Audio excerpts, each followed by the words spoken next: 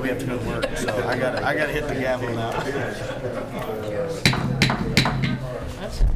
That sounds. There we go. All right. Wake up. Going to call this to order the City Commission meeting for Monday, April 11th, 2016.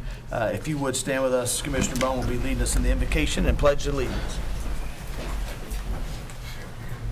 Our Heavenly Father, we're grateful to you for this evening that we have to gather together. Servants of the city of Leesburg, we've got much to be grateful for in Leesburg, and for the beautiful weather that we have today, and for all that thou hast blessed us with. And we ask you to guide us this evening as we discuss the affairs of the city, and have thy hand upon those that live here and visit here, that they'll be safe and be happy in their lives. And we say these things in Jesus' name, amen. Amen. Pledge allegiance To the flag of the United States of America and to the republic for which it stands, one nation, under God, indivisible, with liberty and justice for all. Thank you very much. You may be seated. We ask that you please turn your cell phones to silent for us so we don't have any interruptions. And we are going to go straight into our proclamations. Thank you, Ms. Andy.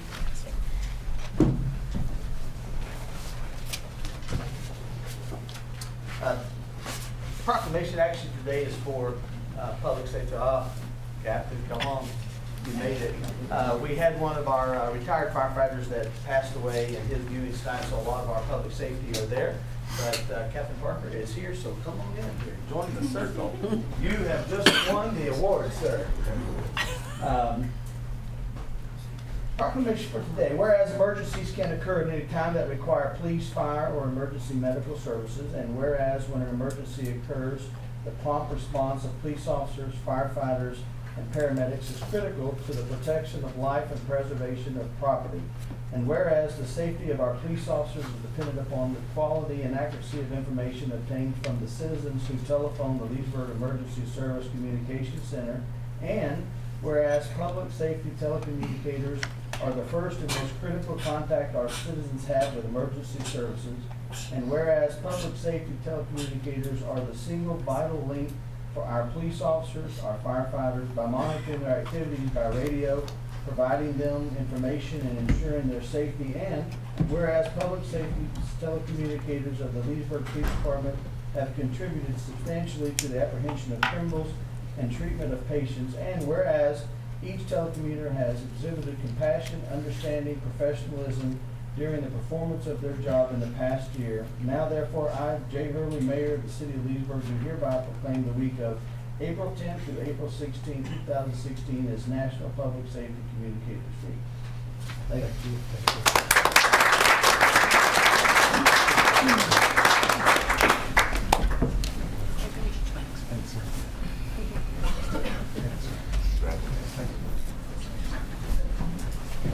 It's also very good to see Miss Teresa Campbell sitting on the front row. This is her last week with us as a reporter for the Daily Commercial. So we're going to miss you very much. Where are you going? Echo Media. Going to be just She's like going to be here. But now I don't have to say off the record. And then moving right into our Mayor's Award. Miss Berry, would you please come up here? Miss Berry is our recipient and of the Mayor's Award. And I tell you, if you don't know her, it's because you haven't been around Leesburg paying attention very much. Miss Berry has been probably one of the most active people in our community. And Miss Berry, look at her, at the age of 39, still getting working hard every day. We've even got a park named after her, but she sits on playing Zoom news still, right? Are you getting off that? Not yet, see? Still going. And makes recommendations, works very hard, works with our community on a lot of different levels. And she does that tirelessly with ever asking. And she not only is a volunteer who works really hard, she don't gripe, she don't complain, she just goes out there and she literally has made things better for this community. And I'm proud today to be able to give her the Mayor's Award. Ms. Berry, thank you so very much for everything you do.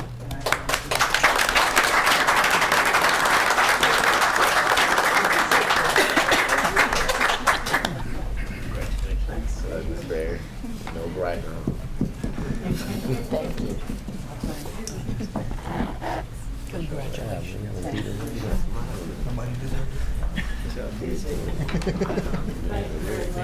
Thank you, Ms. Perry. All right, moving on to our consent agenda, routine presentations. We have some tonight? Yeah. We have to do that? We were going to make this fast tonight, be out. We do have one presentation. When I see an auditor, I don't really always go, hey, you want to say something? But we do have one presentation, and so we'll turn the podium over to you. Okay. Thank you, Mayor Hurley and City Commissioners. It is a pleasure to be here. I'll try to make this brief. I just want to report on the fiscal year audit for the year ended September 30, 2015. It made up a huge chunk of your agenda attachment, about 350 pages or so, but I will just briefly touch on some of our required communication and a couple of the highlights of it. So just real briefly, our responsibility was to report under generally accepted auditing standards as well as government auditing standards and single audit standards. As part of that, we report on the city's internal controls and their compliance, and I'll get into our reports as it relates to that. There were no significant matters or issues that arose during the audit, so glad to report that there were no disagreements or things that came up as a result of our audit procedures. And then management provided us with representations as well as it relates to that they provided us all the information we needed, and so we got great cooperation from city staff in that regard. If you want to flip to the next one, Bill. As it relates to our reports, we had our primary report is the report on the financial statements. You'll find that on pages 15 to 16 of the financial report, and it was an unmodified opinion, which is what you would hope for. That means there was no adjustments that we had to make to the financials as prepared by the city. We also report on internal controls over financial reporting and compliance, and there were no significant deficiencies or material weaknesses, so a good result there.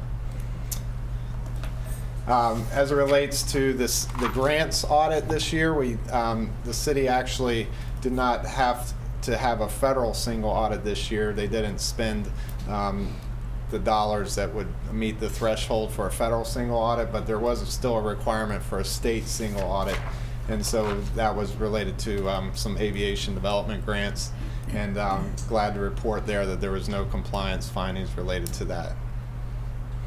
The Auditor General also has two reports that we report under the Independent Accountants Report related to the city's investment compliance, and the city was in good shape there, as well as the management letter, which goes through several Auditor General chapter requirements, and there is no comments in that regard as well.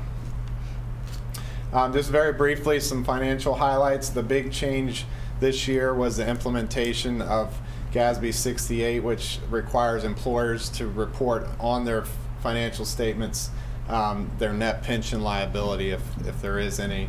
And the city did have has the three defined benefit plans: general, police, and firemen's pension plans, and the impact of those as of September 30, 2015 was to add $7.5 million of liabilities to the city's governmental activities and $2.4 million of liabilities to the business type activities. As it relates to the overall comparison for governmental and business type activities, and this includes in the 2015 column, it includes the impact of the net pension liabilities. You can see the net position, which is really the equity position of the city, was still a positive for unrestricted, which is somewhat rare as we work with this net pension liability standard this year. A lot of the cities we work with actually had a deficit as a result of their net pension liability being recorded. So that's actually, it looks pretty good for the city there.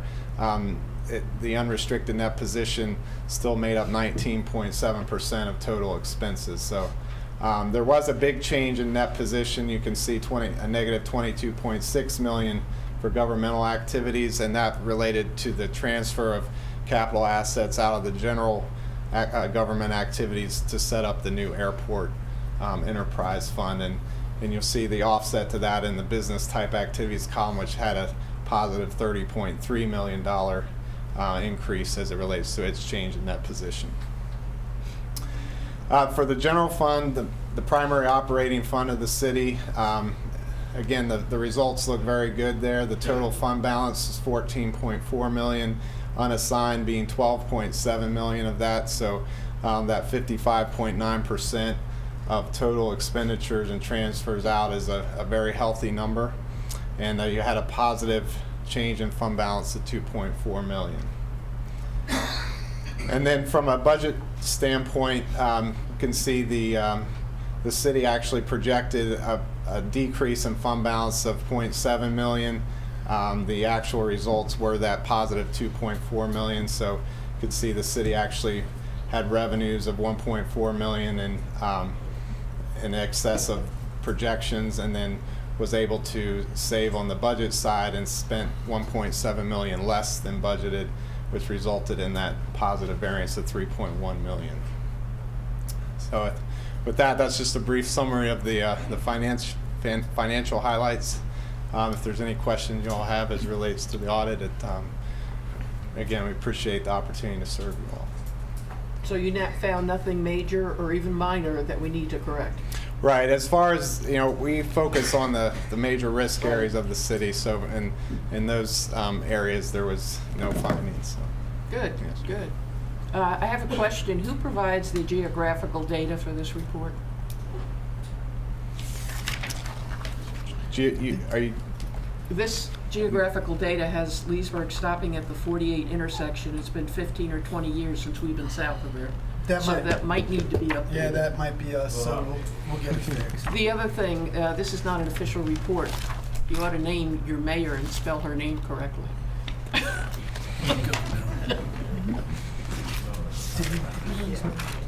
Yeah. That's all I have. Thank you. So I know the last year and this year we don't have any recommendations on things to change. But have you been made any more informal procedural recommendations, or you're just completely happy with 100% Well, procedures? yeah. As we go through areas that we're testing, if there's things that we think can be improved with management, we discuss those. But as far as needing a formal, higher level of recommendation, we don't. Generally, if we see something and then we make the recommendation, then it's not in change, nothing's done about it, then we consider maybe formalizing it the following year so that it would be addressed. But it's But the everything minor we're stuff, you're finding that they are changing Right. the procedures, and when you come back, everything's Correct. to where you would like to be. Right, and actually, the assistant finance director is kind of designated with special projects, and so that's been an area that's helped a lot in looking, making improvements throughout the year as well. So. Thank you. Mm-hmm. Anybody else have anything? Nope. Well, if you website with the right word, we'll change it tonight. Thank you. Tomorrow. You gonna print that for everybody? Okay, well, thank you All right, very much. thank you very Appreciate much. your time and your presentation. Consent agenda. Let's move on to that. Routine items are placed on the consent agenda to expedite the meeting. If the commission or staff wish to discuss any item, the procedure is as follows. Number one, pull the item from the consent agenda. Number two, vote on the remaining items with one roll call vote. And then number three, we will discuss each pulled item and vote on each item by roll call vote at that time. Does anybody have anything they'd like to pull from the consent tonight? Going once, twice, third time, fast. Woo. All right, roll call, please. Make a motion to approve all items on the consent agenda, sir. Second. Second? Commissioner Roebuck, Yes. Commissioner Christian, Yes. Commissioner Bone, Yes. Commissioner Dennison, Yes. Mayor Hurley. Yes.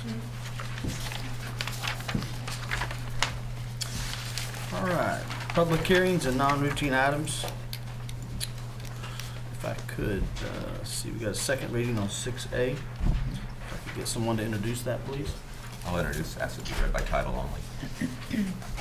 An ordinance of the City of Leesburg, Florida, amending Chapter 26 of the Code of Ordinances of the City of Leesburg pertaining to special events, providing legislative findings, amending Chapter 26 special events, revising the definition of extension of premises, amending Section 26-23-1, cost recovery for the event organizer, and adding section 26-22, parentheses F, a provision for revocation of the extension of premises permit, providing for conflict, providing a savings clause, and providing an effective date.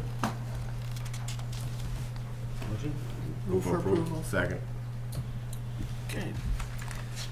Is there any public discussion on this particular item? Commissioners, have anything?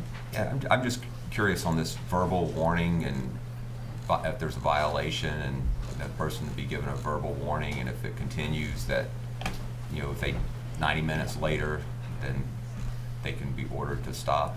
Is that, I mean, that, can you do that?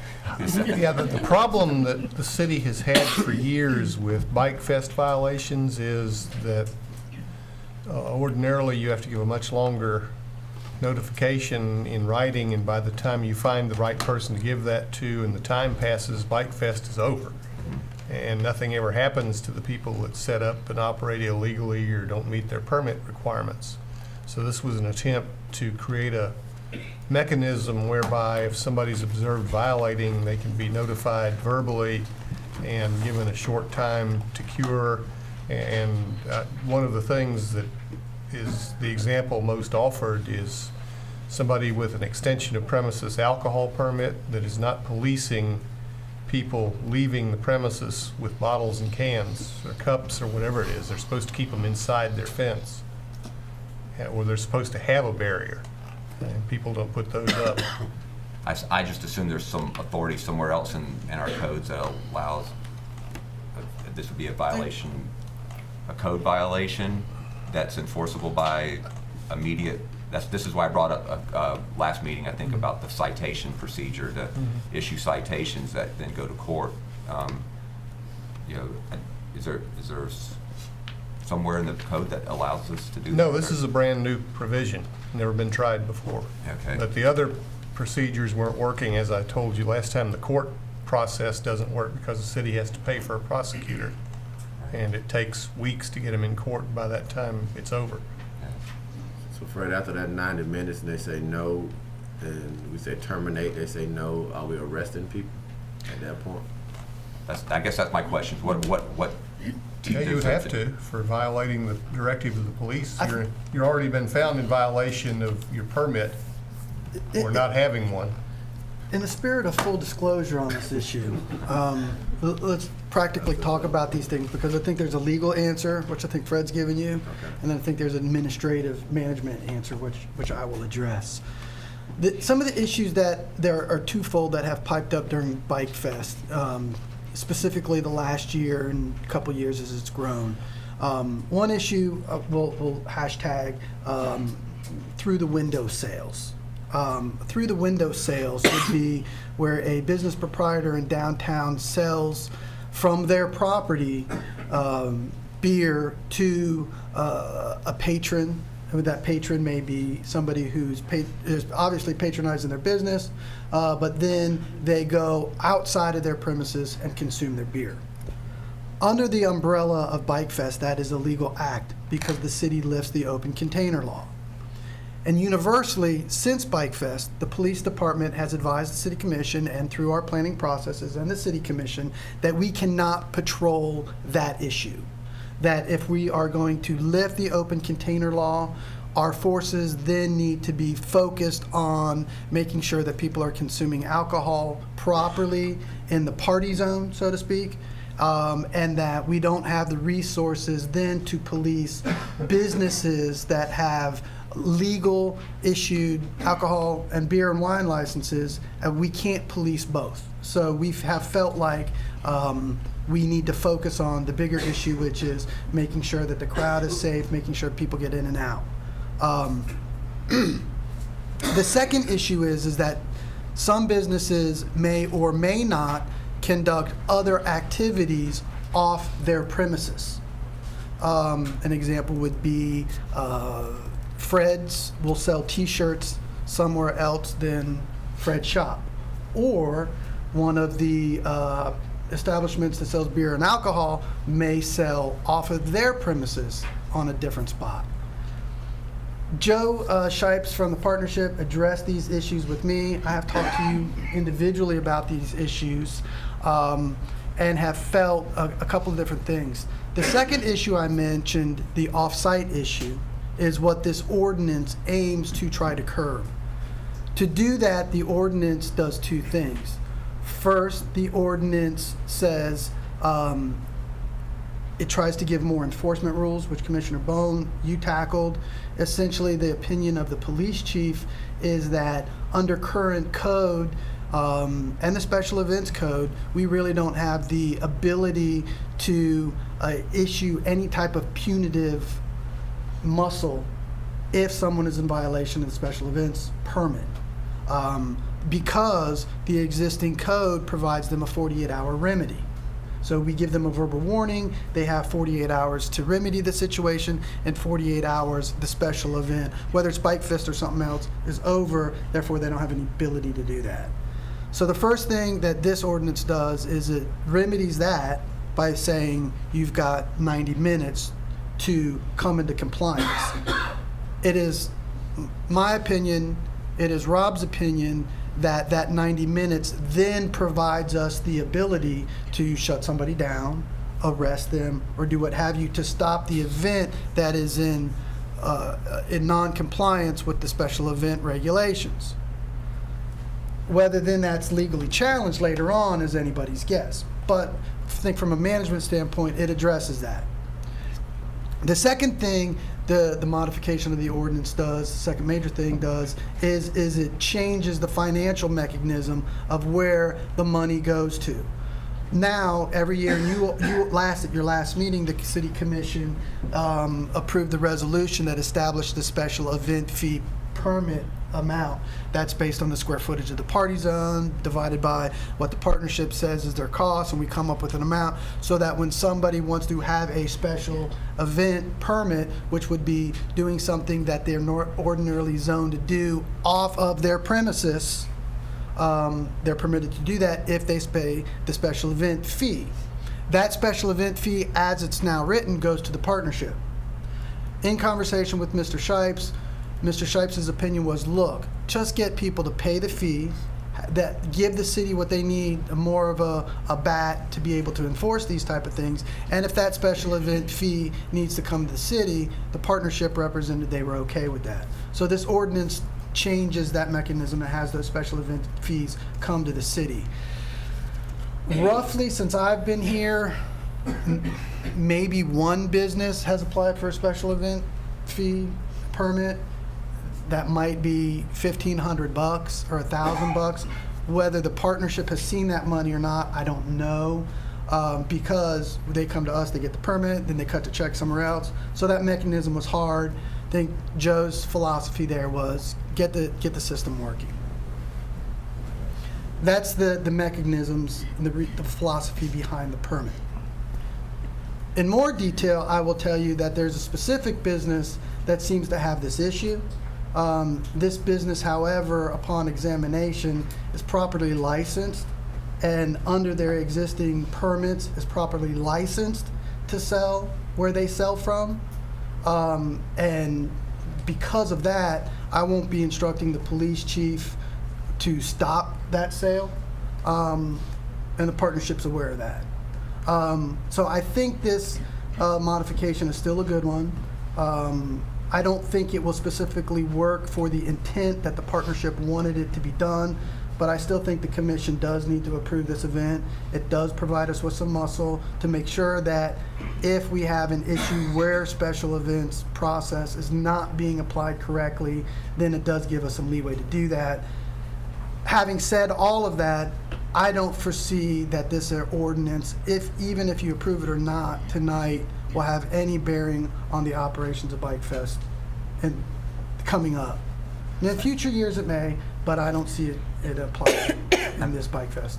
Nonetheless, I recommend you still approve it. I'm okay with the goal of what the intent is here. I just I don't want to see anybody get arrested for because they violate this and they can they continue to do it after they've been given their verbal warning and they've I'm uncomfortable with that. I'd be more comfortable with the citation procedure being in place where they can be fined and have their due process. Because if they're arrested, what are they going to be arrested for? Violating this ordinance, and then state attorney's office is going to have to prosecute that. And I don't see it going that far. So I think it would just be an embarrassment to go, I hope it doesn't get out of hand. Cooler heads prevail all the way around, but I also could foresee cooler heads don't prevail sometimes. And I'll just voice my opinion. While I'm supportive of the intent that this does not go as far as to arrest somebody for something else. And let me address that concern, because I don't foresee in the future that this will get to the extent where an arrest would need to be made. By making this ordinance change, I think what it does for the city is it gives us the preemptive ability to know who's coming in with a special event. They know they're paying us, and we can address that special event use prior to the permit even being issued, because of how the money mechanism now goes. That's why I'm okay with the intent of it and what it is. Exactly. So the only issue now is if there is really a bona fide business not following the special event permit, then it's going to give us that ability. The only time we're going to get where I would foresee this being an issue is if there's perceptions, frankly, between the partnership and the city where there's not a bona fide event. And provided I'm your city manager when this occurs, my error will be to judge, to err on the non-aggressive side and to fix it post facto and not move to a situation where it's escalated like that. I think the police chief is in agreement, and I'm gonna say a week and a half outside Bike Fest, I don't see us running into any special event issues, whether you pass this or not. I don't see the city running into any special event permittee issues. And it changes every year. Fred's probably wrote an ordinance probably every other year just to address different things that come up. And I'm like what Alice said, that hopefully we're not out there aggressively trying to throw people in jail. I mean, I think most people that come to Bike Fest, they come to have fun, and the vendors come to make money. And if you just invested $5,000-$6,000 into material, food, or whatever, and the last thing you want somebody to come knock on your door and say, hey, go home, and waste $5,000. A guy pulled up to my daycare today, pulled up to me and said, hey, I worked before, can I work Bike Fest? I got nothing to do with that. Go to downtown. So people they see this activity, they see it as a revenue generator, and they want to be a part of Bike Fest. So I just hope that when we're out there engaging with people who may come visit our city, especially residents, that we just kind of take all that in consideration. But I'm like you. I mean, I've seen this every year. It's another problem, another issue. Somebody's calling me about, what perceived might happen. So I am excited that you are. Hey, let's make sure everybody stays safe. First of all, we got this many people coming to our city. Just to make sure people are safe, as opposed to trying to irritate somebody off selling hot dogs down the road. So. Well, I think I'm confused because, we looked at this and I think this is one of the problems where sometimes, our close associations and friendships kind of make us a little bit leery of action. But, we're sitting here in a commission meeting right now saying we want to pass an ordinance, but we're not going to put any teeth in it. Why pass it? I mean, if we're scared to put any teeth in it, the idea behind this is the guy has a barbershop on Main Street. He don't want to pay for a permit, and he's going to go out there and sell beer for 99 cents. Police department's going to go out there and tell him you can't sell beer, you don't have a permit, and you're not licensed. But we don't want, and so he don't stop. And so now police departments, why even send them out there? They're just going to look like idiots because they have no teeth. You have a lawful come in to say. I don't think they sell beer though, Jay. I think on the flip side. No, this was starting to if somebody goes out, this whole thing is, and we won't use the business names I guess today, but if somebody is selling beer, even if they're licensed to sell beer, but they're not keeping it within their quadrants or their areas or something of that nature. So if they have an ordinance violation, and I don't understand. Hey man, if somebody walks up to you and says stop doing that, you're in violation, and you have a law enforcement officer standing there, you have a choice to make. And you don't, it don't have to be cooler heads or hot heads. You have been given a lawful order by a law enforcement officer to take an action or to stop an action.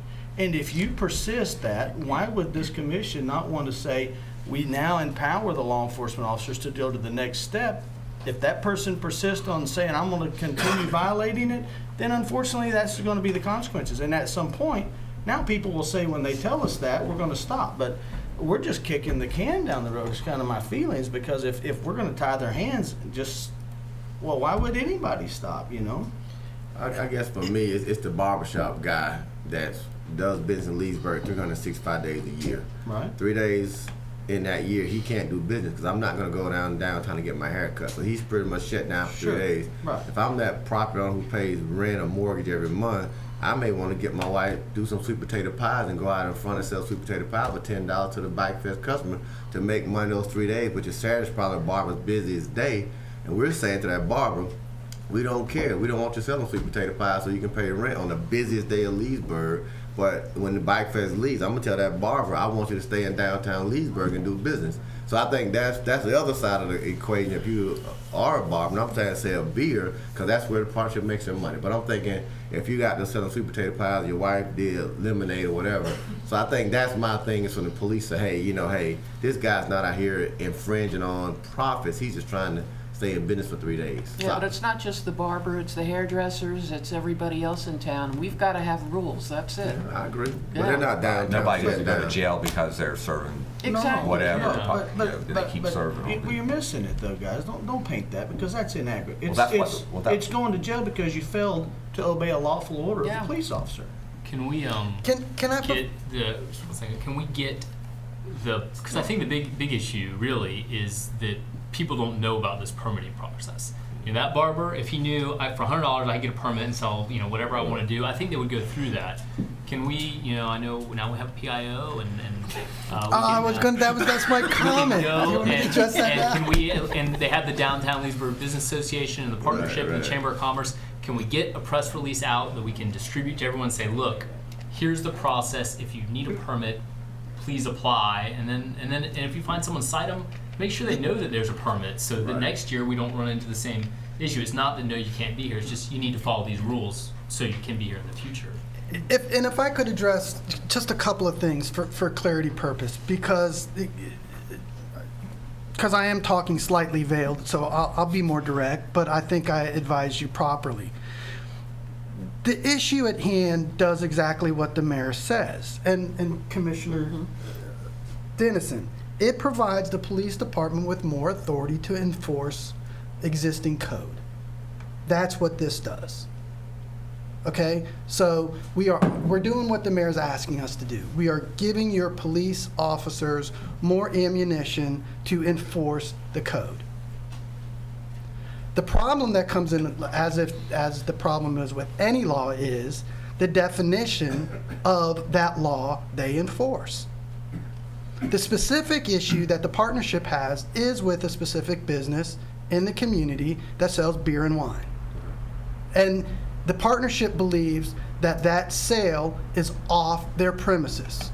Because they believe that that sale is off their premises, the partnership believes that that business should have a special event permit. That is correct. However, upon investigating this in more detail, that business has showed that they have a right to sell beer and alcohol from that location because under their state-issued beer and wine license, that lot is specifically mentioned. Therefore, they do not need a special events permit. So if the police department then would take this ordinance and enforce that, that business has good legal ground to sue the city. Now, the partnership does not agree with that. So the issue is not over whether or not the city should pass this ordinance. The real issue, where I think, I won't speak for the mayor, but the real issue is how involved should the city get with enforcing alcohol sales from private businesses to patrons of the Bike Fest.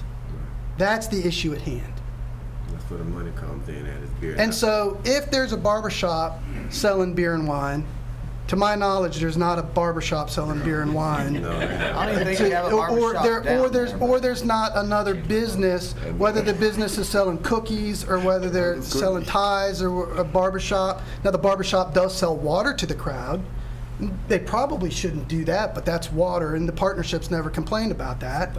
But, so for the most part, like businesses have sold their like products to patrons on their sites during the Bike Fest.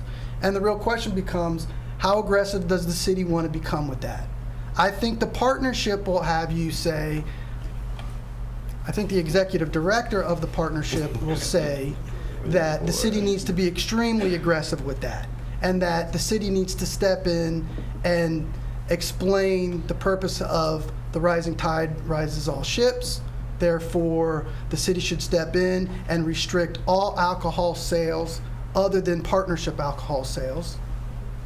I would advise against that, and I respect where the commission's majority opinion is on that. That's the issue. So, as long as the city completely lifts the ban, as we have on open container during Bike Fest, my advice to the commission from a management level is, you've gone far enough. Let us manage that. And let this other fight be a discussion rather, is a better word, amongst the partnership, the Downtown Business Association, and the chamber. I think I would advise that I think the city needs to continue to support the partnership. I think the partnership is extremely important. I think Bike Fest puts Leesburg on the map, and that's critical. I would advise that we continue to support what we can as far as in-kind services and even the cash services that ultimately get paid to the partnership. But as far as this level of detail on sales and these type of things, then I think we do have a bit of a conflict, because while we're trying to improve and I think we buy into the rising tide raises all ships scenario, the level of that detail then becomes a political realm where you guys don't need to be in, and your positions are political enough. That's my advice to you. I still advise that you pass the ordinance. I think it is a good tool. I think this tool will be used correctly. I don't think it will be used in the way the partnership envisions. The partnership has been informed that. And if we want to have a discussion on the other issue, then I think that comes at another day. Commissioner Denison, did you have something? No, I've already said it, thank you. Okay. Well, I don't want you to, by any means, sidetrack where I'm going. I'm not confused about that company, as you want to call it. If they have a legal ground to sell beer and alcohol and wine, well, no, they're not going to get a ordinance violation, because they have a legal right to sell it. So that's irrelevant now. We're not even talking about that. My whole point was, and Commissioner Bone, I think our question is if you're going to, you yourself said we have this law, but I'm going to tell the police not to do any arrest. So why have this law? If you're going to give the order, don't act on it. My point was, if we're going to put this into place, I'm not trying to fight Joe Shipe's battle for him, and I don't care about that company's battle. That's between them. I will say, one of the things, you brought up a great point, and when Joe spoke to me, he promised me he was getting with everyone that was involved in this, because listen, I don't care who it is. If the barbershop can sell beer and he does it every day with a haircut, well then I think it's great. He should be able to sell beer with a haircut. I don't care. And if someone sells whatever, I mean, I have no problem with that, and this is a great event. I think the issue is all these people would come down, they get a permit from us with the promise they're going to go straight from here to the partnership and pay the fee, and then nobody paid the fee. So we issued a bunch of permits that nobody paid for. So therefore the remedy to that was, according to you guys, they'll have to pay us in order to get the fees, the permits. So we've solved that. Now we're saying from time to time we may run into an occasion where somebody is violating that, and if they're going to have a gross violation of whatever this medium is, let's just don't say we're not going to allow the police department to have any teeth, because if you're going to say I'm writing an ordinance to give you teeth, give them teeth. If you're not going to give them teeth, just throw the ordinance in the trash can. It don't make no sense to even have it here just to argue about it. So, if we're not going to go, if you guys are saying right now that as a combined group you want to go forward with this, but take the teeth out of it, I'm not gonna support it. I just voiced my opinion. I'm okay with the ordinance. I just voiced my opinion on the enforcement of it. The same as it would be for the guy that sells carpet, pulls up to the vacant gas station that's empty and starts selling carpet on a Saturday. And he's doing it without a permit. He's violating our codes by doing it. He's going to keep doing it until somebody tells him to stop, and he may still keep doing it. Past that, he's not going to get arrested for it. And so I'm just kind of putting it more in that category. I understand it's a big event, and I'm supportive of the partnership and what they do. We just had a fish fry. We have Christmas stuff, and all this. Those kind of events are supported by money that's raised during the Bike Fest, and so the Bike Fest is important for a lot of other community events that we have. So I understand that, and I'm supportive of trying to keep that in check. But I also kind of consider it somewhat to be like these guys that sell carpets and guitars and velvet paintings on the side of the road on Saturdays too, and we don't arrest those people for doing it. That's where the citation procedure comes into play, because then you can cite the person for that. I think I share both of your concerns, whether it's too much or not enough. So I'm going to say that I'm going to be okay with this. I'm going to trust staff to do it in an appropriate manner. And I feel after this discussion, staff understands that if they don't, that this is going to be coming back up again, and we'll be talking about it again. So if they don't enforce it enough, I'm with you. I think we need to address it again, but because they clearly have the power now to address issues. I think they'll do it appropriately. Call for a vote, please. Ben, you got something?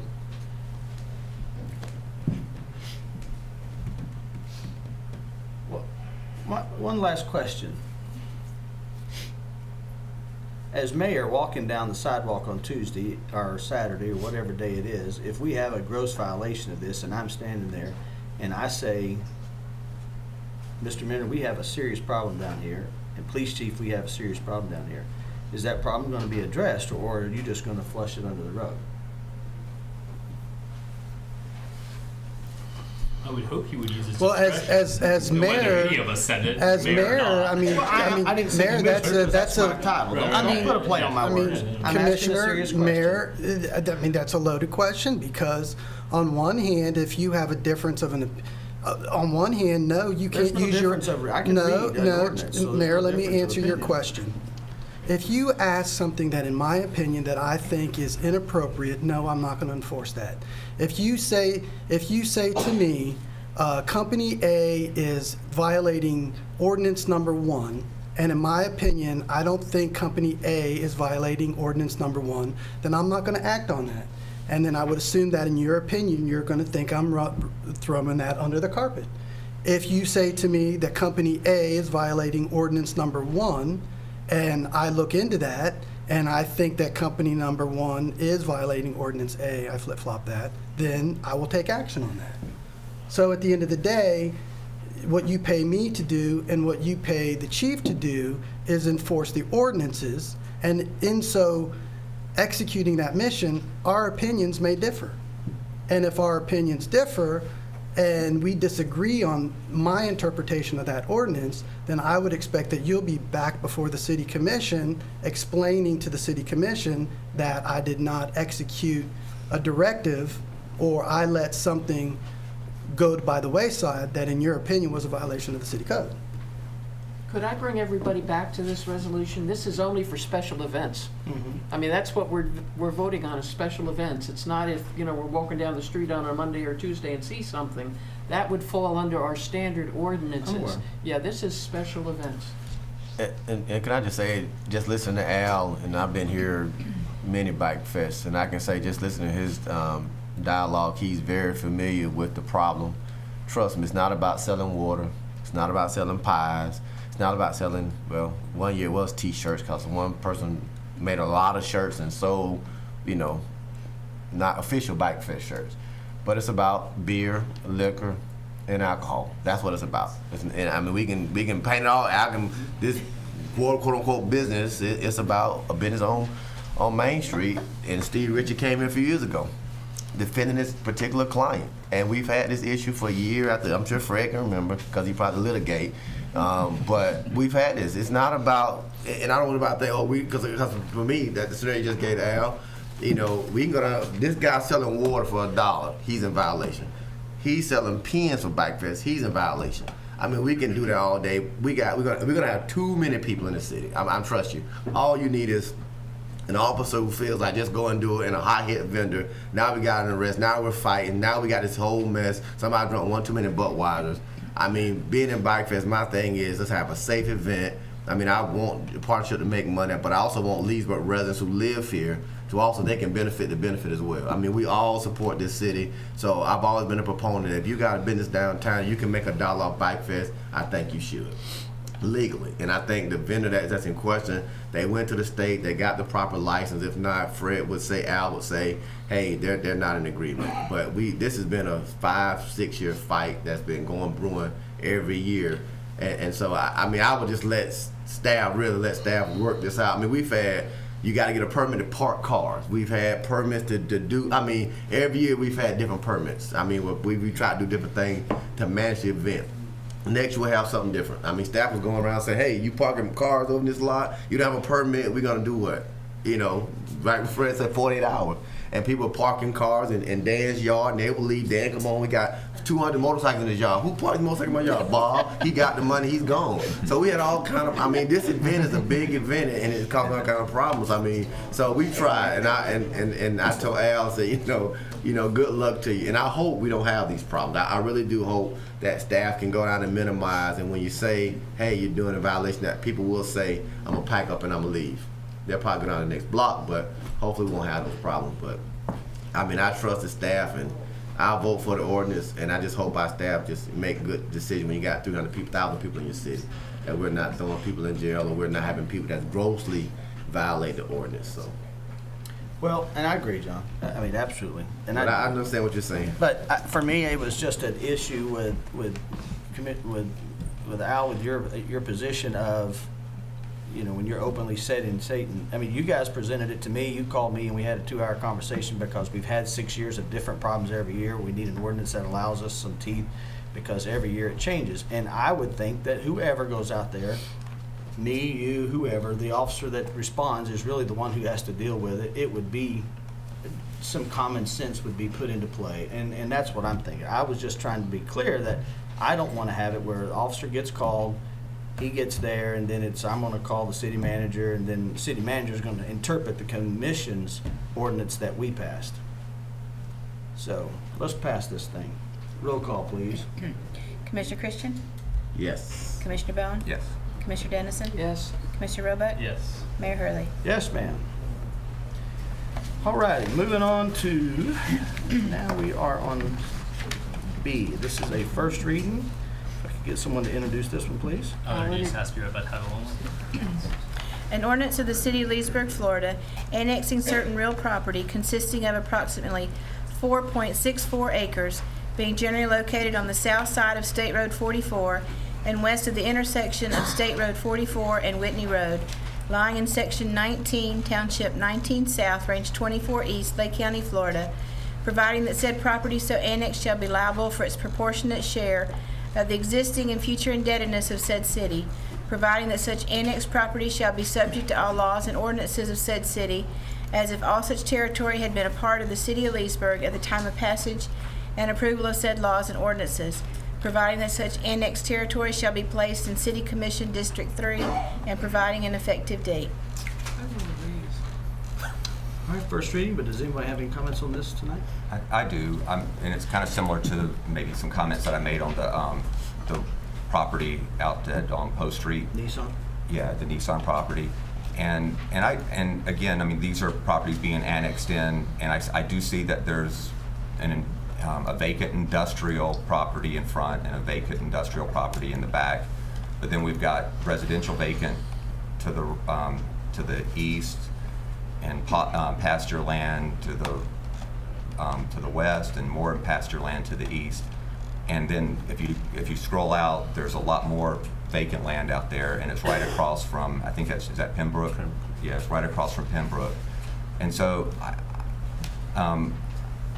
I'm looking at a bigger picture on 44 as we come from the villages in Wildwood into Leesburg, and just are we heading down the right path to start creating more commercial property in this area without looking at whether or not we would want to have some nicer residential property or more of a mixed use type thing to come in this, and because once we start on this path and we start putting commercial or industrial property in these areas, then it's less likely that one next door is going to be a residential development, and we lose that potential for developers to come in and build nice home sites in Leesburg, and so our gateway into Leesburg becomes an industrial, heavy commercial gateway as it comes in and transitions from the villages. Was it just what is it, a quarter of a mile there from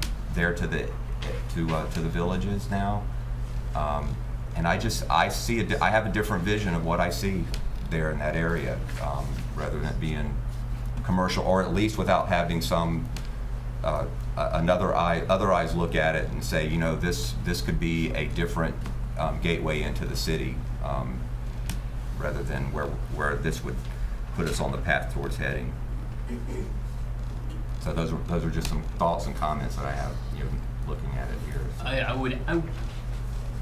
I would have similar concerns if it had frontage.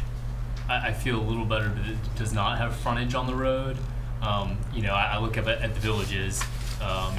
This is kind of similar to what they've got out on Rolling Acres and 466. It's RV storage and warehouse and storage warehouses, and like it or not, with the villages that close, those people got a lot of toys and they got to store them somewhere. So I do hear those concerns. I'm okay with it. This is not the frontage, but I did have a concern about the dump station for the RV park. Can someone speak to that from staff? There was a provision that they had a dump station, but our current ordinances don't allow for that if they hook up to the sewer.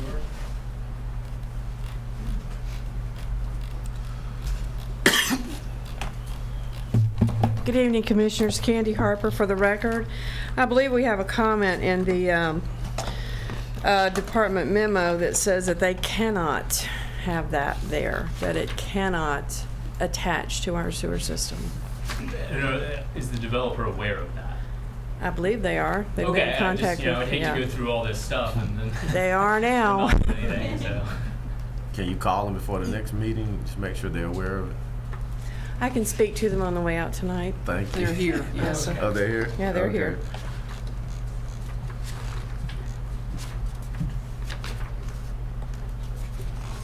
I mean, it just says we have an ordinance prohibiting it. I mean, I guess that would be a question for Public Works, is whether that's a good ordinance or not. I have no idea on whether hooking up RV dump stations to our wastewater is an issue or not.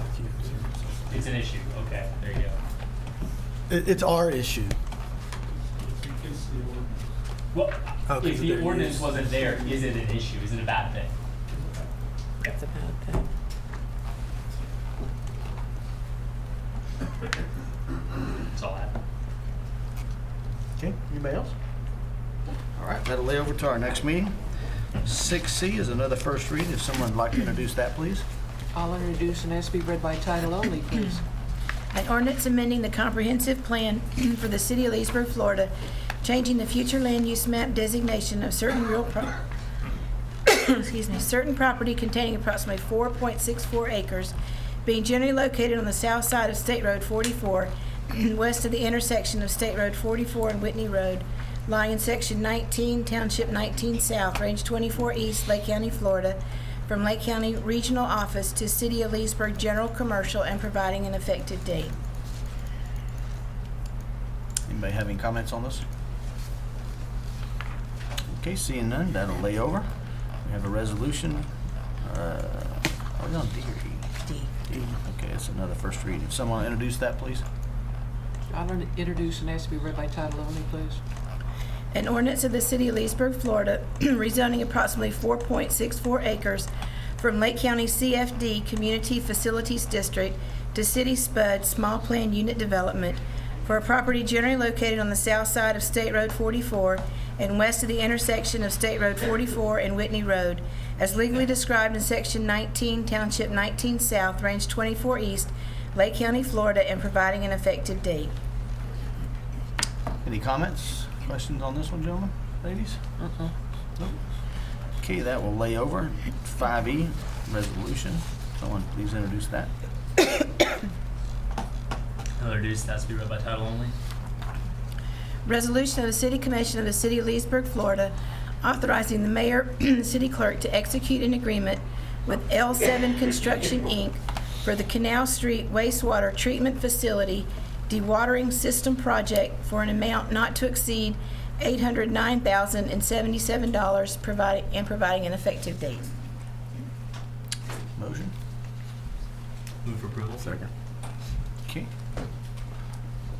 Public comment? Questions? Commissioners? Roll call, Ms. Sandy? Commissioner Bone? Yes. Commissioner Dennison? Yes. Commissioner Roebuck? Yes. Commissioner Christian? Yes. Mayor Hurley. Yes. 6F, resolution. If someone would please introduce that. I'll introduce that to be read by title only. Resolution of the City Commission of the City of Leesburg, Florida, authorizing the mayor and city clerk to execute the second amendment to the services contract with General Electric Company and providing an effective date. Motion? Move for approval. Second. All right. Public input or comment? Commissioners? Can we have an overview of what this is going to save us from GE? Absolutely. Essentially what we've done with GE is we've gone back and renegotiated another contract with them. Amendment number 1, as the screen's showing, actually took our costs because of some of the frustration that we had with implementation of the system and spread the existing contract out, reduced the cost, but then extended the 10-year contract to a 15-year contract. And while it provided us cash flow savings, it really didn't change any of the terms of the agreement. It was a capitulation for some implementation errors. As you see in that first year, the 2013 price was reduced down to $360, and then those overall costs were spread out over the life of a longer term. What this contract does is it does reduce our costs. However, it also reduces some services. For the past year and a half now, Patrick Foster, our electric director, has really taken the bull by the horns here and negotiated, and Tino is a big part of that too, where Tino on the IT side have been beaten up on GE as best we can with some continued implementation problems that we've had, as well as really examining all the services that were bundled into that initial contract. So in layman's terms, at a high altitude level, what I will tell you that this contract does is, number one, it eliminates some web portal usage. One of the things that we did when we advertised the Smart Grid project and the GE contract is we wanted to get our customers involved, to get on the web, to see their usage, to control their usage by viewing that on the internet so that they could have a daily instantaneous report on their energy consumption. That system did two things. One, it was extremely expensive because of the software we needed, and two, it didn't get a whole lot of use. So my team identified it as a place that if we eliminated it, we could have some savings, and two, we could do away with some technical headaches. The second thing this contract also removes is some of the TOU, time of use rates. One of the other things the program did, the Smart Grid program did, was it said if you use your web portal to control your usage and shave your peak, you can get onto a TOU type rate, and then that TOU rate would also provide you savings. However, that TOU rate was also weaved into some intricacies of the GE contract that as we move forward now, we really find that providing a TOU rate, as we advertise, we really can't do. We really can't do for a couple of reasons. One, we think our user demographics, based on consumption and based on customer type, just aren't going to provide us the reduction in peak that would provide us a significant residential usage savings. So we advertised that incorrectly. We did see that type of reduction on commercial usage. However, that got restricted for two reasons. Some of the issues that we ran into with FMPA, our wholesale provider, and then also some environmental issues that came about with rubbing generators that Publix frankly ran into. And before, I'm going to say almost a week before we went to them and said, hey, we need to get you off of the peak shaving program, they came to us and said they wanted to be off the peak shaving program because the notification they got from DEP and the cost that they were going to have in reporting their emissions was going to surpass the savings that they were getting from shaving the peak. So by elimination of those two programs and beating GE up some more on some of the other issues that we've had with the contract led to essentially those reductions that you see in the fourth column. And essentially what that equals is an average over the life of the contract of a $500,000 savings a year. So essentially over the First Amendment contract, that was slated to be about $21.7 million in expenses. We've reduced that to I think that's 6.3. So we've saved a little over $5 million over the course of the contract. And technically, well, not technically, but the original 10-year cost of the GE contract was $13.4 million.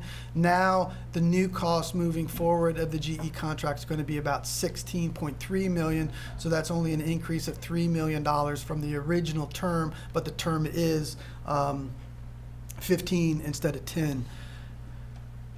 I'll use the cliche again. At the end of the day, I think we've gone as far on an administrative level as we can with GE. I think there's potentially more money that you could get out of GE. I think to get there, though, you will need to be litigious.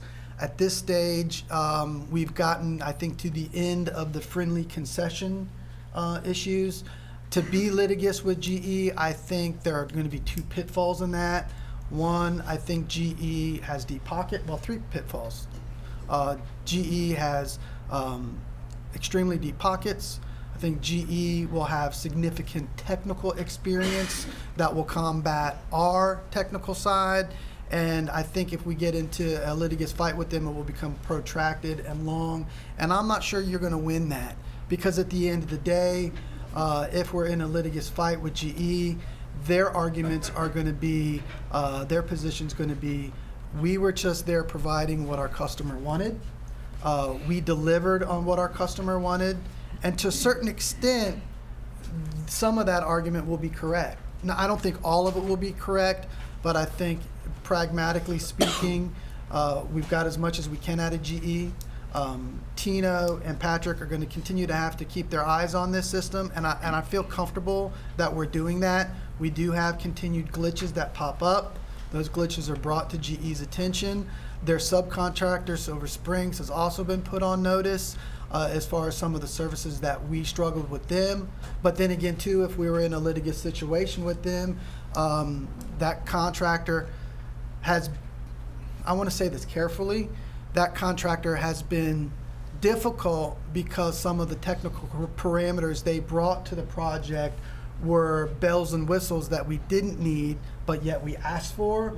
So GE, when you're sitting across the table from GE, they will remind you, well, you guys were the ones who wanted Silver Springs. They weren't generally our go-to guys. So it's a difficult situation. I think we've made that lemon about as sweet as lemonade we're going to get. I'm happy with the deal. Still disappointed where we're at with Smart Grid, but I think we've mitigated that as much as we can. I just want to tell you, if GE ever comes to Leesburg again, they are no longer a U.S. company. They will not do business in Leesburg. I think they sold us a bill of goods. I don't think they provided us what was originally asked for. Their software was never developed to be able to handle the Leesburg customer. So that's just me telling you, going forward, if I'm on this commission again, I never want to see GE here. I appreciate those comments. I'd say I agree with everything Commissioner Jensen just said. And I just would like to note for the record, Al's been very gracious and letting staff take the brunt of this, but Al and Patrick and Tino, none of them were here. They weren't the ones that were doing this. They inherited a mess too and are doing the best they can to fix it. And I certainly appreciate that. No, the great thing about this, the only one who was here. Anyway, roll call, please. When I get paid $120,000 to read a contract. Come on, you know I had to throw that in there. Just throw it in there, just a little bit. I was trying not to say that. All right, Fred was there too, though. Commissioner Valdez. Yeah, I just a couple questions here. So the payments that we're going to be making, these are all payments. There's no other payments to GE other than these, or are there still other payments? No, this is it. This is everything. Okay. Yeah. All right. And is this kind of an effect of a release of any claims in the past for There's anything? no release language in the document. Yeah, I didn't see any, but is it as an amendment to the contract, or probably arguably we're giving that up anyway? Yeah, they could argue that there's nothing written down that even hints at a release. What's your impression from the discussions, Al? Is this like a... They're not really, and that gets into the core. They're not released from damages that we may have on existing glitches that pop up. And I'm going to say off the top of my head, there's been about 3 significant glitches that we've had with them, and then we get into that battle over whose fault was it. You know, they'll make a case that we did something, we'll make a case that they did something. Long story short, it's been difficult to manage because we've gotten so technical in this contract. Bottom line is we've reduced our costs. We've minimized what we need from GE to help us reduce our costs and try to get back to 50 gut, if you will, again, use the analogy. But if something significant pops up in in the core business now that we have with GE, no, they're going to be on the hook for that. All right. Well, what my so question is... So if a significant glitch happens in the core businesses that we have with GE, and we can find that GE is at fault, we have not released them from any liability. My question, I'll be a little more clear. My question is, when the question is asked to us, okay, about the bill of goods that was sold to us by GE, can't you do something about it? This is what we can do about it. We're not going to be able to go back anymore to go to GE and say, you sold us a bill of goods, we want to reduce this even more. I mean, this is it. Well, I think Al as well, because we heard the other side from the city wasn't prepared as well from our IT department. We didn't have the capabilities to do what GE want us to do, so that's going to be their argument. Well, I understand. I just want that to be clear that that's my understanding is that this is it. We're not going back. This is now going to be water under the bridge as far as what happened in the past on this. We can't go back and negotiate further and say. We're saying the same thing. Yeah. Okay, and I think I gave you direct answer. We're saying the same thing. If GE messes up, yeah, we can go back and argue those fights. So they're not off the hook by any means, especially if we continue to have major glitches. We'll be there. It doesn't let them get off the hook. But then the complicated part of your question is when citizens come up and ask you, did you mitigate and get everything out of GE that you could? The answer to that is yes. And part of their defense goes back to what Commissioner Christian just said, which is, and whether the commission had this information provided to them or not, I kind of don't think you did, and I don't want to beat past people because that's the past and this is now. But I don't think the commission understood that to do some of the implementation things that we needed to do was going to require additional people. We never brought those people on, and so when we're sitting in a discussion with GE about some of these implementation items, GE comes back and said, well, you promised us people, so we did the best we could. And you know what? That's true. So that's why the philosophy with the team that I put in place was to reduce the services that we need, get back to basics as much as we can, minimize the loss, fight what we can fight, and save some money. And I think we did that. Right. But at the end of the day, I'm not going to sugarcoat it. We essentially we used to be able to read meters for 75 cents a meter. Okay, that cost is now $3. Now those are rough house numbers. So if you're going to print that, then you're going to need to you call me and I'll crunch it a little tighter. But Patrick is back there looking at me, and he didn't flinch when I said those numbers, so I'm in the ballpark. Now, from that, we can roll out trucks a lot quicker, and we can respond a lot quicker, and we can know if you're pirating electric from us, and if your meter goes off, we know that your power's out a lot quicker, and we can pinpoint that. So there's some neat stuff that came from that system. If you ask me, was it worth $20 million? I will tell you unequivocally, absolutely not. But we've mitigated it. We have growth potential. I think it's in a spot where we can manage it, and we're saving $500,000 a year now, and $500,000 a year is worth another buck off the rate. One other question was, you took out I saw that the prepayment penalty was removed. So not that we have $13 million to go write a check right now. Is that now? Can you explain? Yeah, the prepayment penalty. We did have a bit of a penalty with the prepayment penalty. Was part of the original contract that said if you remove services, we had to pay a penalty for that. And that penalty, I want to say, was about 180 grand or something. It was derived from GE going to their subcontractor. Can't remember which one. That penalty was derived from GE going to their subcontractor, protecting them from an early termination cost because they would have a cutoff fee, if you will, from their contractor. So when we were negotiating with them, one of the add-ons they put in there was you got to pay this early penalty out. We said we ain't paying that. They went back to their subcontractor, got it waived. So that's where that came from. That's why that's there. Okay. All right. Thank you. Well, I mean, let's just be very honest too, though. In true defense of the commission at that time, I mean, the city had a city manager at that time that had an agenda, and he pushed that thing hard, and he spun it the way he wanted to get it passed because that was his agenda. So, you know, and he ain't here no more.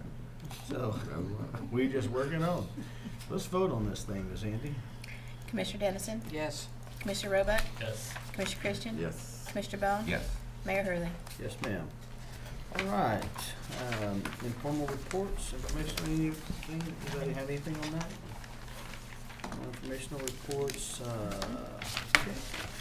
City attorney items? Nothing tonight, Mayor. Thank you, sir. Al, you have anything left to say? I do. I have two brief items, and we touched on them actually briefly tonight. But I wanted to go back and revisit item 6E with you real quick. That was the contract that you did for the dewatering system. DC and I have been working on this. I think on behalf of DC and I, we are really excited about that project. We talked about it in the budgeting process, and I just wanted to bring it back to your attention. Essentially what that does is it changes the way we treat our treated sludge that's coming out of the sewer plants. And it's going to put us in a position to where instead of field application of sludge, we'll now be able to dispose of that by dewatering and then looking at potentially taking that. Yes, and then you essentially take that cake and we're looking at probably taking it to Covana. So A, it's environmentally friendly. B, it's a better process. And then C, it's one of the cogs in the economic development wheel to stop putting effluent and sludge disposal on the 470 property. So it's really a long-term thing. DC and I and Mike and you know we're excited about that one. So I wanted to bring that back to your attention. Because that was one of the things on my agenda to get you guys to do. The second thing is I wanted to, and Commissioner Roebuck brought it up this evening, I did hire a PIO, extended an offer. I believe the PIO is going to be starting April 25th, which is next Monday, or Monday after next. His name is Derek Hudson. Derek comes to us with, I'm going to say, about 25, almost 30 years experience in the PIO profession. Most recently, he was the Public Information Officer. I don't think that's his correct title, for G5 Communication. G5 Communication is one of the subcontractors to FDOT that does a lot of their PR work, and Derek worked extensively on a lot of the PR work that was associated with the I-4 improvements and these type of things. When you meet Derek, I think Derek is also a Naval Academy grad, which I think is really neat. But when you meet Derek, I think you'll find him extremely intelligent, very well spoken, very crafty, very energetic, and I think I'm really excited about bringing him on. I know I have not been excited about hiring a PIO. I admit that. But after meeting Derek and speaking with him and checking his references, I have now become excited. So I think we have brought on the right person who's really going to help us. And I won't tell you everything about Derek, but I will say Derek is shorter than me. So the real reason I'm excited about bringing on Derek is I'm actually going to be taller than somebody in City Hall. So, but I think you'll appreciate him, and I'm excited about bringing him on. That's all I have. So when you say he's crafty, you mean in a good way? I mean in a good way. I just wanted to get that out there. You know, I think I have become pretty direct, known for being pretty direct, and maybe not always using the right words. And I think I used diplomatic, but he was already word crafting me in our interview, so I was like, all right, cool, that is a better way to say that. So I think you'll like him. A lot of energy. He's a good guy. Excited to work with him. All right. We are going to move into public comments. Good to see Mayor Henderson here with us tonight. This section is reserved for members. That was the only mistake we made. Yeah. Right now. Right. This section is reserved for members of the public to bring up matters of concern or opportunities for praise. Issues brought up will not be discussed in detail at this meeting. Issues will either be referred to the proper staff or will be scheduled for consideration at a future date with the City Commission. Comments are limited to 3 minutes. Go. Don Luckich. Under your consent agenda, under items C3, A, and B, use the terminology Amendment 1 to Task Order. To me, that sounds like another interpretation of change orders, and his commission looked at it accordingly. Thank you.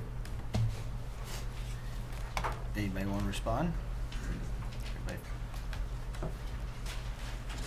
feel like we looked at that properly? Mr. Bennett. Bennett Walling, I've just got a couple of questions.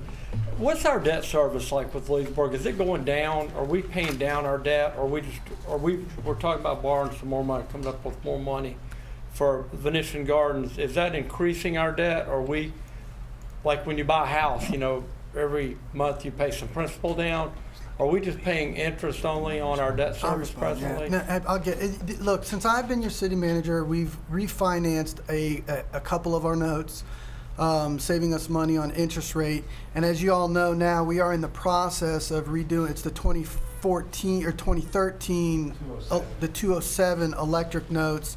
We're looking to use some of our cash that we got from the Duke settlement to pay that debt off early. So bottom line to Bennett's question is once that refi is done with a little bit of an early payoff, the answer to the question is yes, we have reduced our debt since I have come on board, and B, we've also reduced your interest payments on that debt. So, and question 2 is, several years ago we had a big meeting down at the community center. Now, I don't know if you were on board when we did that about the partnership, and part of what my topic was with regards to the Partnerships Bike Fest event was basically the partnership is a not-for-profit, just like a church or any other not-for-profit.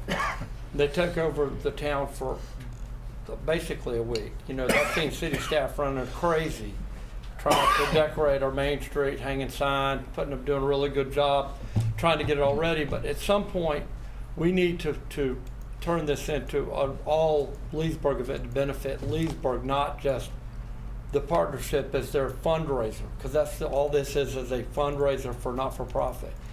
And it seems like we're drawing, even at this point, we're drawing a lot of code and ordinances to make the executive director of that not-for-profit happy. And talking about they're outside their premises with beer, well, they're outside their premises on the city of Leesburg property, not on his property. And so I'm ready to see next year, we had talked about some mechanisms to make this basically something that we could say, well, the partnership comes and show your grandkids or your kids what we benefit from Leesburg, you know, a park bench or a tree or something we could say that have putting on this event. I think right now you could say that they help pay for the bathroom down there. But I'm hoping one day the city commission starts making some requests from the partnership that we need to see something for them shutting down the rest of Leesburg for the weekend and 4 or 5 days. And by us giving him our right of way, and as a result of that, I know my barber's not going to be open on Thursday, so I'm having to get my hair cut. Well, a little bit I have, a little bit early, but they just go away, and a lot of business do get shut down. So with the last year, they've crafted ordinances to try to get their fee. Basically, what y'all were talking about with this ordinance, it really was for Joe to get his fee. That's another mechanism for that. We need to make sure Leesburg gets our fee for Leesburg that we can go in to help beautify Leesburg. Thanks, guys.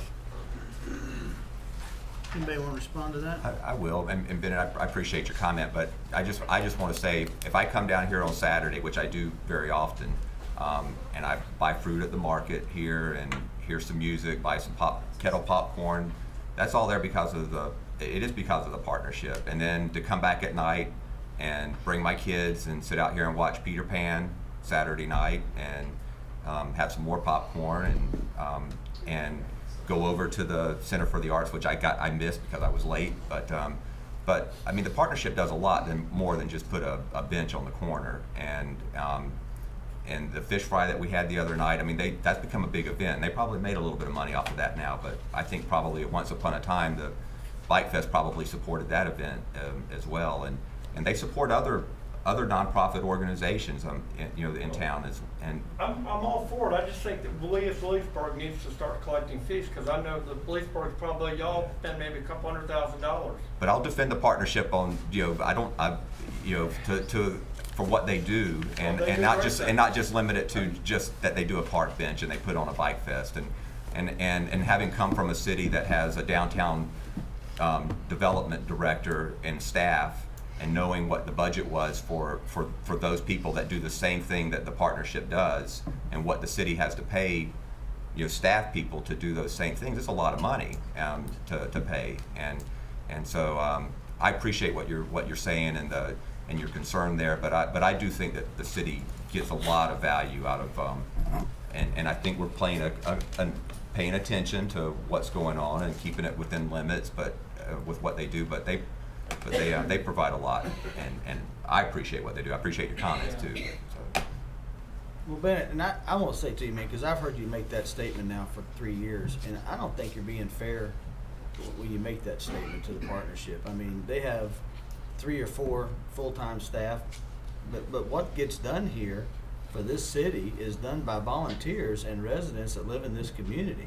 And in my church, our youth group, John's church, his youth group, you can go down 100 nonprofits that will benefit, and it's our make or break event for a lot of those nonprofits that will literally reap huge financial benefits because they participate in this. And I understand that it is a fundraiser of sort, but to say that our community or Leesburg as a whole, it's not just Leesburg, man. I mean, I go to these meetings, and 2 points, and I appreciate what Commissioner Bones said, but when I go to cities, when we do these Leagues of City meetings and things of that nature, they talk about, I wish we had a partnership because of the staff and the responsibility and the liability and all the things that go into it if they had somebody that does what the partnership does.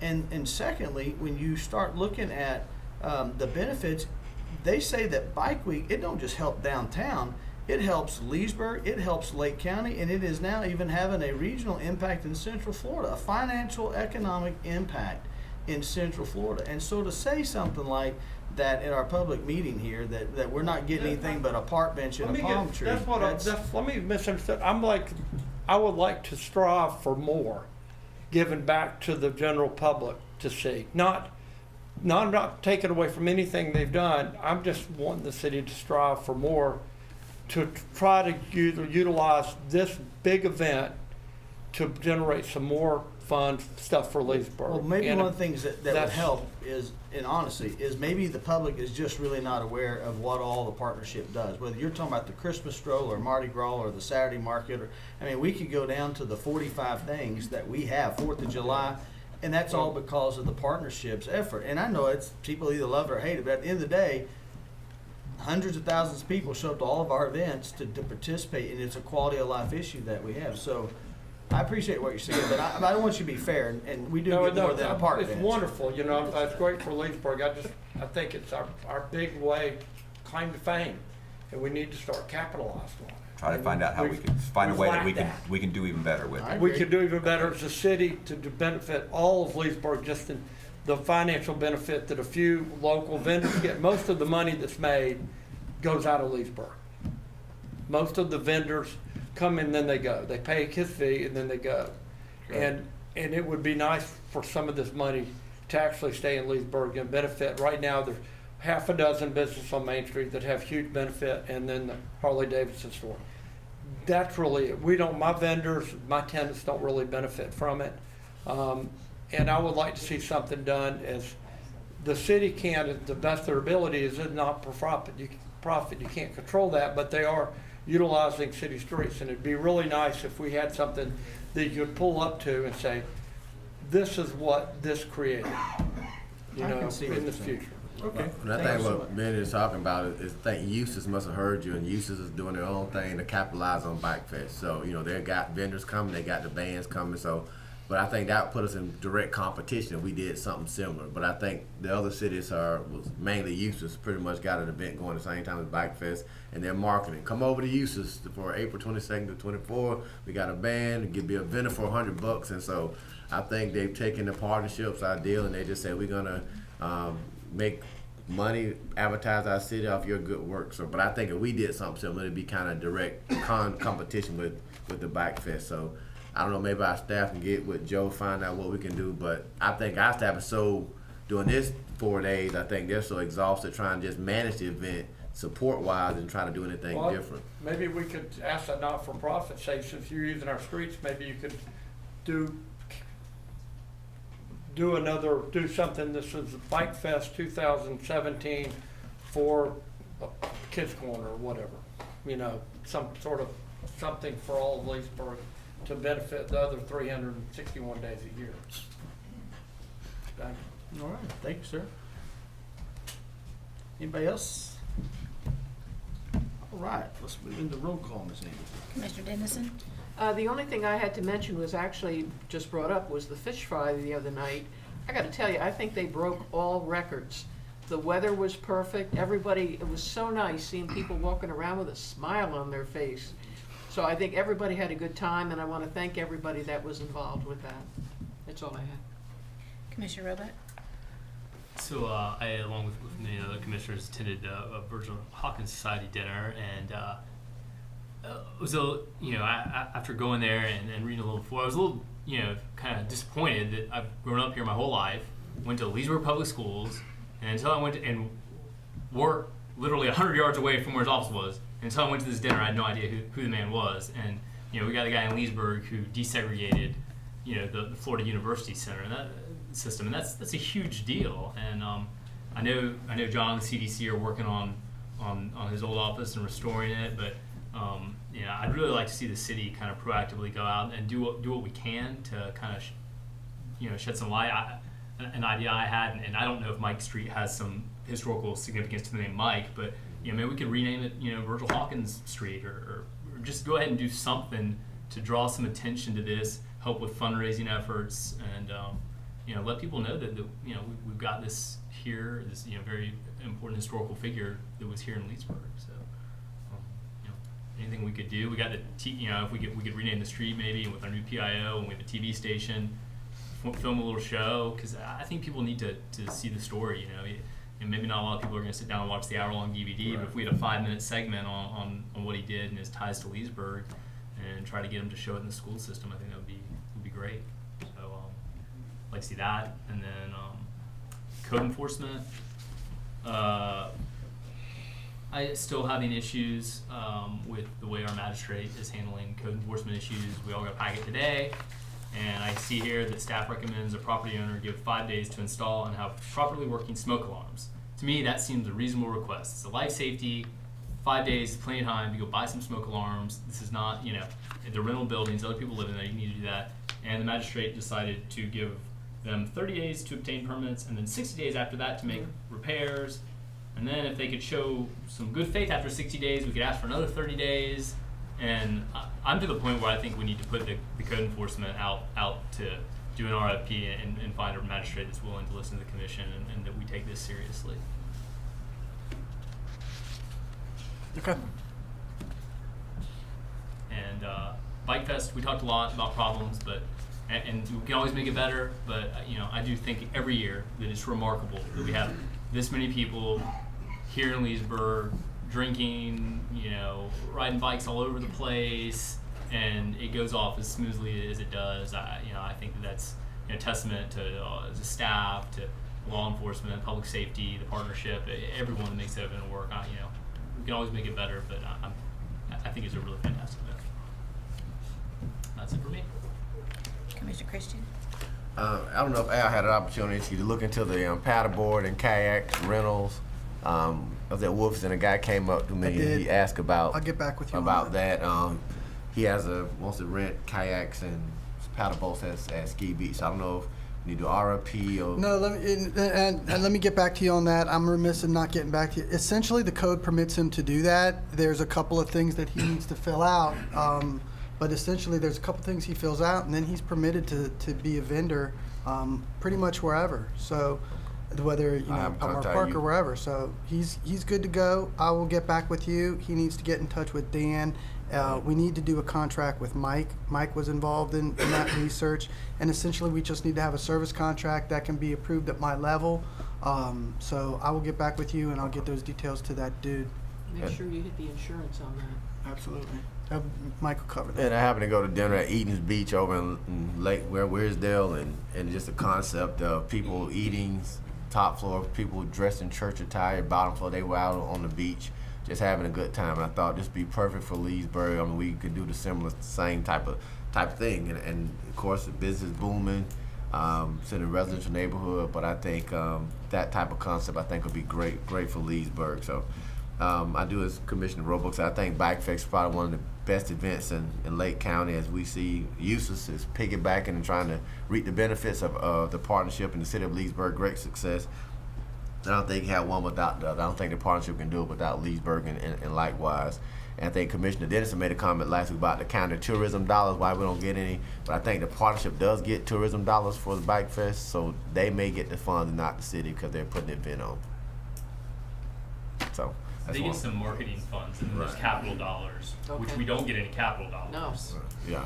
That should be changing though soon too. Absolutely. So Yeah, hopefully that's what I'm saying. Mike's been working on that angle. So hopefully in the next couple of weeks we'll be back to you with some capital dollars coming from the Some county. boat ramps. Yeah. That's all I have, Mr. Mayor. And I could concur with Mr. Roebuck. I don't know if the Mike Street named after the Mike family, so they may have some reservations. But the CDC does own the James Durden Law Office, where Virgil Hawkins had his law office, and we are in the process of renovating it.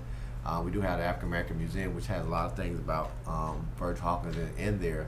But I think, like I said, I grew up and I didn't find out about Virgil Hawkins until probably 1994, and that was because we were trying to use the Child Street building, and Harley Herman and T.H. Poole kind of knocked upside the head a couple times, said, "What are you guys doing?" So that's how I introduced the Virgil Hawkins story. So, but it's a fascinating story. A man from Leesburg, Oklahoma, went to integrate the University of Florida. Florida A&M Law School became there because they were trying to keep him out of the University of Florida. And right here in Lake County, in our city, this guy changed law for so many people. So. And if I can, I don't mean to talk too much, but on that note, the mayor was talking to me on the same topic before the meeting about Virgil Hawkins, and one of the things that I would like to look into, Commissioner Roebuck, Commissioner Christian, you also mentioned it was, and I don't know if the state still has it, but we used to have the Great Floridian program where people were recognized for their contributions to Florida, and then they got a plaque, and then that plaque was attached to a building.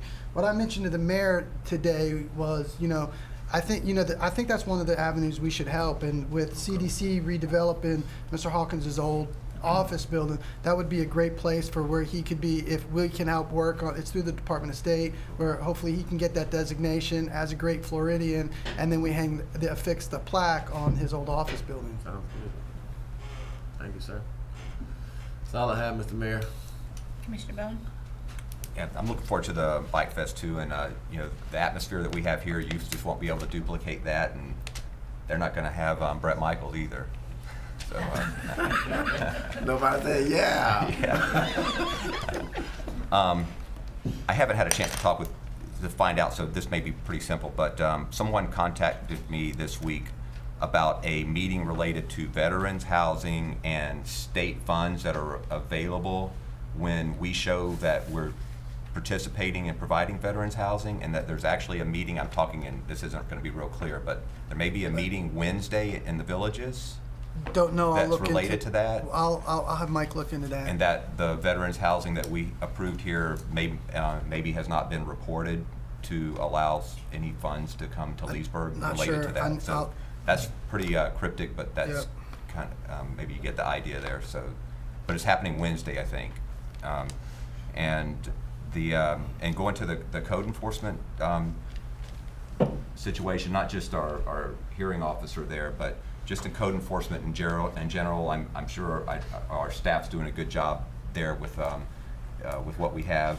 I think we have two code officers now, and frankly, with the amount of neglect that has occurred in Leesburg over the last many years, and some of the conditions of some of our neighborhoods, and I think there was somebody, one of our former commissioners, had a letter in the Daily Commercial here recently. I think he was referring to Stock subdivision there, in fact.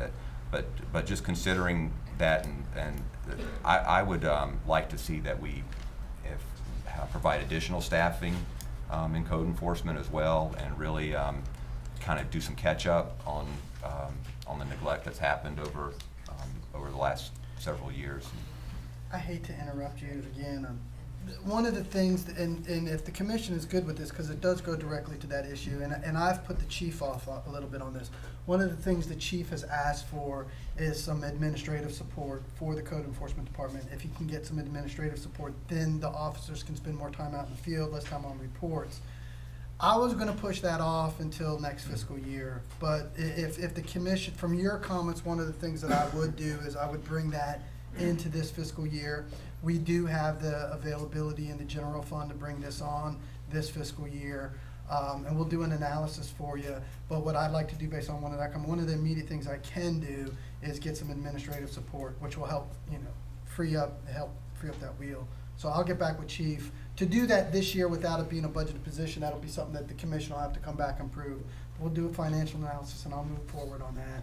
And because you directly spoke to need more support. And if you ask the chief that question, what he's going to say is before we get more officers, he needs admin support at this stage. It also sounds like we might want to have a strong discussion with the magistrate. I mean, if we're going to throw everything out, then what are we going on through this for? She needs to have a date with you all. Yes. So when Commissioner Roebuck, I would suggest that. Let me get in touch with her again and set that up. I think that's all I have, Mayor. As you've noticed, the Veterans Park got their new sign put in, and they had their dedication, and I appreciate, I believe, Commissioner Bone and Commissioner, what's your name? Roebuck and Commissioner Dennison. The three of you were able to attend that, and that was great. I appreciate you being there and helping them. That was, it's a beautiful sign. It came out really well, I thought. So that's exciting. I'll ask for your prayer for me on Thursday and Friday. Amy, on Thursday and Friday, I leave Leesburg at 4:45 in the morning to be a chaperone for First Academy 6th graders. And so I think if I make it through that, I'll be set for Bike Week. So I'm looking forward to that. That's going to be a lot of fun. If you put on your calendars, May the 5th is National Day of Prayer, and Lake County as a whole has an event at the county courthouse every year, and it's done in the morning. And through the years, I've had numerous people have said things to me, and in conversations, it's unfortunate because they work, they're unable to attend those things, and so this year we've put a National Day of Prayer. We're going to have also a deal here at City Hall on the steps outside at 6 p.m. We have Commissioner Webster will be there praying, and we have Roseanne Brandyberg from the school board, our police chief, our fire chief, our color guard will be there. Many of the other pastors and ministers will be there praying for specific needs for our community, our county, and our country.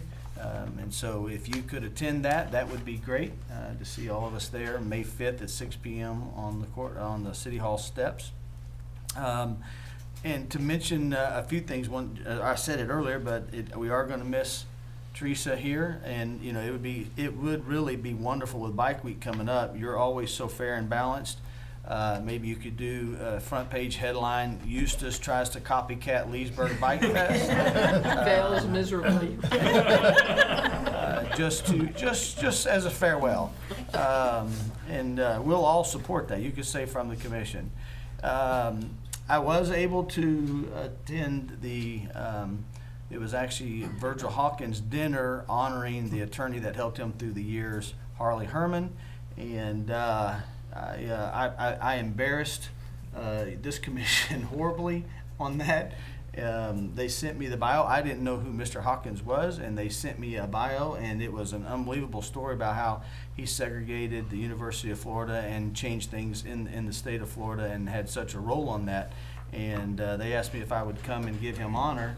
And my interpretation of that was coming to give him honor.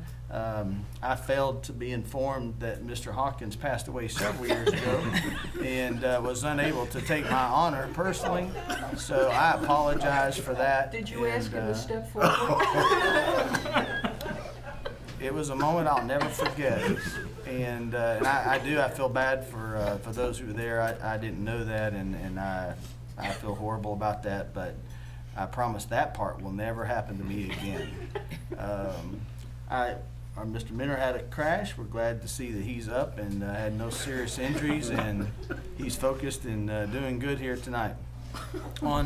If you guys would allow me, because I don't want this to turn out into any kind of thing where emotions ever take over, and I see earlier we were kind of leaning that way, but I would appreciate being able to have a candor conversation with you guys just for a moment. You know, I've been on the commission 3.5 years, and you two guys haven't had your turn as mayor, but in my 3.5 years, I have never told a mayor to move on or to do something. And for me, you know, when we talk about the ordinances and when we talk about enforcement of any law, it's a big deal with me, guys. It really is. In the 3.5 years I've been on this commission, on 441, right there's a white Grand Marquis with two nasty, mean dogs around the most homemade, stupid, ugly fence I have ever seen that should violate every law in the state of Florida under some code. And for 3.5 years, our administration, the county's administration, the police department, the sheriff's department, the homeless society, people against ugly fences, not one person has been able to do anything with that stupid looking, ugly, homemade 10-piece fence set with two nasty dogs that if ever got out of that thing could really create a serious problem. If they ran out in the street, somebody tried to divert them, we could have a serious car crash. And so I hate when we have ordinances and that one unfortunately is actually not even in the city limits. It's in the county. But again, nobody can get anything done. When I have been personally fighting with a deal next to our church, that's, again, we need ordinance. So, you know, I'm serious, guys. It's not that I want to see people put in jail. The reason I haven't been put in jail today is because I made a choice not to do anything stupid enough to get put there. And so that's how I'm going to finish the rest of the night out. And I'm not trying to put anybody in jail, but I just think that if we're not going to enforce anything, whether it's code enforcement for buildings or electric, whatever, let's do away with it. And if we are, let's go ahead and back up our officers and our staff and just say, tell people, it's easy, man. It's 2016. Comply. If you don't comply, there's consequences. That's something you should learn in grade school, in my opinion. So I'm just asking, please, guys, you know, if I'm speaking, I'm last, so in these meetings that I've held so far, I let all of you guys speak to your fullest. And if it's my turn at the end, I would appreciate the same respect to allow me to even if it's a rant that bores you to tears, please allow me to finish my rant, because sometimes I do feel emotional about it. Having said that, one of my favorite songs, Jesus loves all his little children, and I love all y'all, and I think we should go home now. Anybody want to make a motion to do that? Dismissed.